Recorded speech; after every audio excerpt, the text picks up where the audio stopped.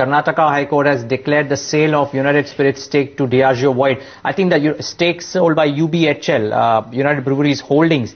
Now that is void. Lenders of UBHL had filed a winding up petition in the Karnataka High Court. I think we've got both our correspondent Chandra and Yatin from our research team to put this into perspective. First, let's get the story out, the whole story. Chandra, exactly what is it? Is it the UBHL stake sale to in United Spirits to Diageo that has been declared null and void?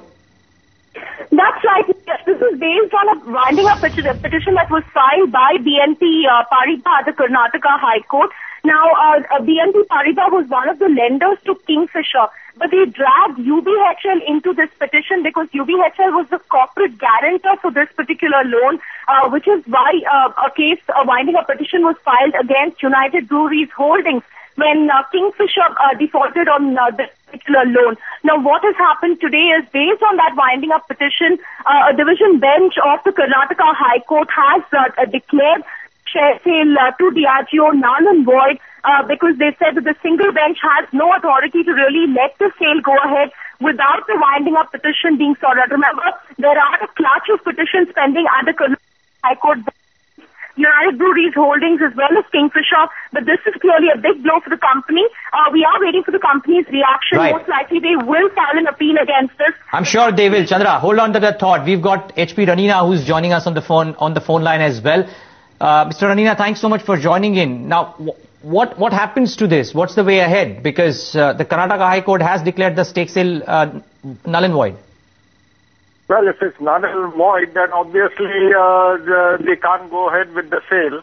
And therefore, unless they go in appeal and get that single bench decision, the current day decision overruled, they will not be able to go ahead with the sale. That's very clear.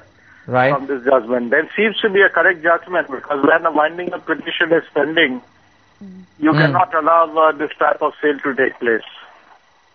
Ranina, I would want you to comment on what my research analyst Yatin also has to say, because I think he's coming in with what the possible repercussions could be, because I think Vijay Mallya would now probably have to give a part of the stake. Yatin, just put that into perspective for Mr. Ranina to comment as well.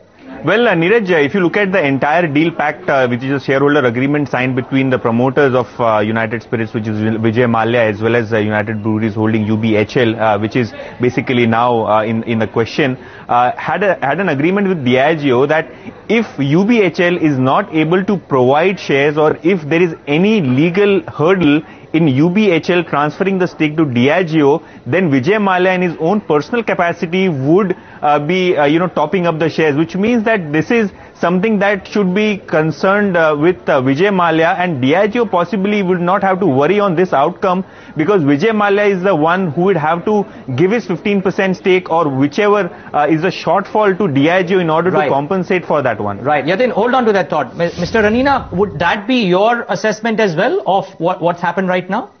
Yes, I think Yatin is right because certainly if that is the agreement, then Vijay Mallya will have to give from his own personal holding. The question is how much holding does he have personally, and whether that holding itself he has mortgaged or pledged to somebody else, some other bank. Right. Assuming that Vijay Mallya has a clear holding, then obviously he will have to part with it in favor of Diageo.